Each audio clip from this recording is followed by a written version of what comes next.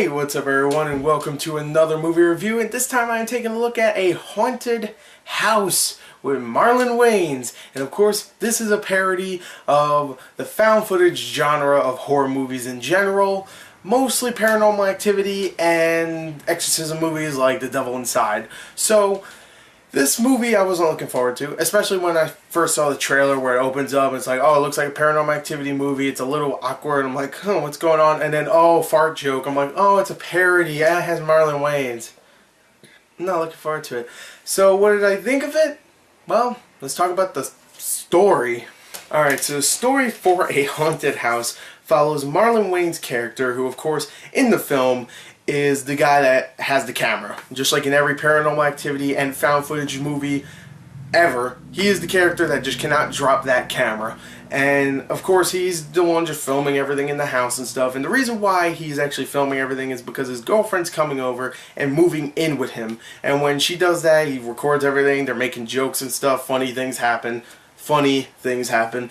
And for the most part, it's just a straight up comedy, and then it gets into the Paranormal Activity part, and it's still a comedy, don't get me wrong, but it gets into the more supernatural part, and it's, you know, it's a parody. You know, you have night 1, night 2, night 3, if you watch Paranormal Activity, you know what that is, and, I burped, that's pretty much the jokes in this movie, just flatulence and dick jokes and stuff, but, yeah, like, weird noises start happening. At first, it's not really a ghost, it's just like fart noises and stupid stuff, and you know, it starts off like that, and then later on it becomes, you know, more ghosty and stuff, and also, like, in the last 20 minutes, it becomes a parody of both The Last Exorcism and A Devil Inside, so it goes more for the exorcism found footage movies, but it's always really tight-paced. It knows what it wants to be, and that is a parody of horror movie found footage movies. And you know what?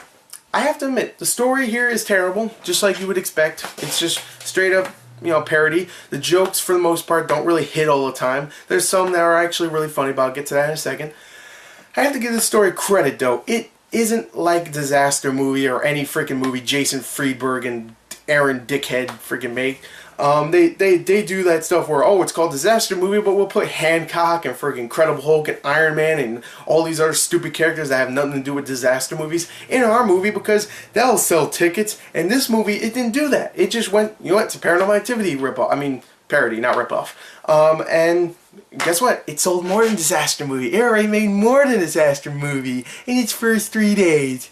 So you shouldn't do that. So yeah, it's stupid, it's a parody, it knows what it wants to be, and I have to give it credit for that. Now, I can't give it credit for anything else, because even though the acting here, you can definitely tell everybody's having a good time. Marlon Wayans and Essence Atkins, they both know how to do comedy, they both know how to be fun and just like entertain people that are going to go see their movie, because they're very energetic, they know what they want to do, and they're fun. You know what, I will admit, I was having a good time there whenever they were on screen, having fun together. I don't know, I was like, I'm a part of the crew. Even though they're not really making me laugh, I'm not in there like going, oh, I'm so bored. Well, you just find Osama bin Laden, just do it. Stop no, I don't want to see the paperwork. Just find Osama bin Ghost. I don't care, just do it. And you know what? At least I can say that. It's more entertaining than Zero Dark 30. I'm going to get dumbed down. Oh, people go dislike it. I'm not saying it's better than that. I'm not saying it's better than Zero Dark 30. But at least it's more entertaining and way shorter. It's only 80 minutes long.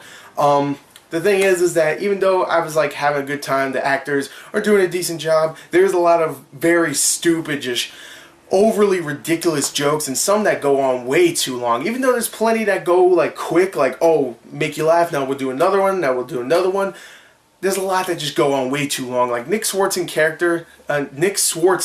character is a gay psychic, and they really want to tell you that he's gay. There's parts where he just gets naked for no reason. He's grabbing Marlon Wayans' dick. He's putting it all out there.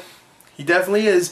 And he plays the character that he usually plays, the over stereotypical version of whatever the fuck character he's playing, like the German guy or the gay guy, or whoever he's playing. He usually plays the over stereotype version of whatever character he's playing. So yeah, Nick Swartzen, once again, you proved that you are a Hitler of comedy. Thank you. And he's not funny in this. I don't think he was at all funny. He was just very painful to watch in this film. But you know what? David Kushner, I thought was pretty funny.